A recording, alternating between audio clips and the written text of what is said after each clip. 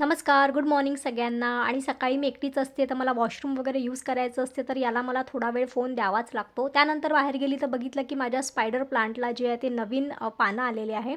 मग मी युगीतला घेऊन गेली एअरटेल ऑफिसला, कारण माझ्या फोनमध्ये जे आहे ते रात्रीपासनं नेटवर्कच नाही येत आहे. सगळे सेटिंग्स वगैरे करून बघितलं, मला वाटलं सकाळी येईल, पण तरीही नाही आलं. तर मग मी तिथे गेली. त्यांच्याकडे गेल्यावर समजलं की माझं जे सिम आहे ते खूप जुनं आहे, 10-12 वर्ष झाली सिमला, तर ते फेल झालं आहे. तर त्यांनी मला नवीन सिम दिलं, ₹50 घेतले. मी एवढ्या वेळेत माझ्या नवऱ्याने माझी सगळी अक्कल काढून घेतली, की तुला फोन वापरताच नाही येत, तुला काही करताच नाही येत. मग मी त्यांना आल्यावर सांगितलं, की तो सिमचा प्रॉब्लेम आहे. मग आल्यानंतर पहिले पोछा वगैरे करून घेतला, तेवढं राहिलं होतं. त्यानंतर लगेच अंघोळ केली. अंघोळ केल्यानंतर भाजीपाला आणला होता, तो आधी काढून घेतला. आणि हे कोबीचं फूल जे आहे, एवढंसं फूल मी ₹50 आणलेलं आहे, जे की मला खूप दिवसानंतर मिळालं, पण मी आणलं.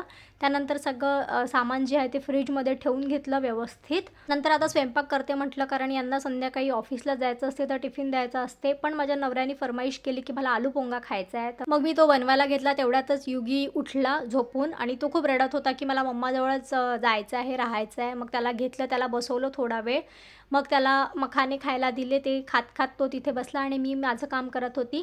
आलू छान उकळून घेतले आधी, मग त्यांना छान स्मॅश करून घेतलं. 3 आलू उकळले, त्यापैकी 1 आलू जो आहे तो पूर्ण काळा होता आणि पूर्ण फेकावाच लागला, पूर्ण खराब निघाला. ते सगळं जे आहे बनवून घेतलं. फिंगर वगैरे पण छान तळून घेतले. आलूचं भरीत पण बनवून घेतलं. ग्रीन चटणी पण बनवली. आणि हा मध्ये खूप रडत होता. याचं म्हणणं होतं की तुम्हाला घेऊन बस, पण मी त्याला म्हणत होती आता माझ्याकडे वेळ नाही आहे दादा तुला घ्यायला. आणि त्याच्या पप्पाजवळ जे आहे त्याला राहायचं नव्हतं.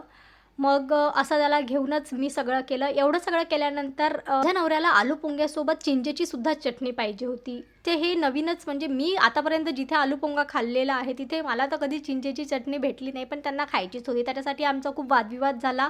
शेवटी मला त्यांना ती बनवूनच द्यावी लागली. मग मी पण रागारागात इन्स्टंट बनवून देऊन दिली. आलू पोंगा जो आहे तो नागपूरमध्ये तर मिळत नाही. माझी ताई एक आहे, ती अकोल्याला राहते, तर त्यांच्याकडेच मी हा प्रकार पाहिला होता. पण जेव्हा ते देतात त्याच्यामध्ये चिंचेची चटणी नसते, हे मला माहिती होतं. पण यांनी इंस्टाग्रामवर रील बघितली होती, त्याच्यात चिंचेची चटणी होती, म्हणून त्यांना ती पाहिजे होती. मग मी असं त्यांना बनवून दिलं. त्यानंतर मग डबा द्यायचा होता, तर लगेच डब्याची तयारी करायला घेतली. भाताचा कुकर जो आहे तो मी आधीच लावून दिला होता, कारण युगी तुटला होता तर त्याला चारायसाठी. नंतर मग मी पालक काढले. मग आता कसं करायचं म्हणून आधी पालक फोडणी दिली आणि त्यामध्ये मग वरून वरण घातलं आणि अशी डाळ भाजी केली. आणि कणिक वगैरे काढून घेतली पोळ्या करायसाठी. आणि आज सगळा स्वयंपाक करताना जो आहे तो युगीतनी खूप त्रास दिलेला आहे आणि कंटिन्यू तो जो आहे माझ्या कडेवर राहिलेला आहे. म्हणजे तो 1-2 मिनिटासाठी सुद्धा मला सोडायला तो रेडी नव्हता.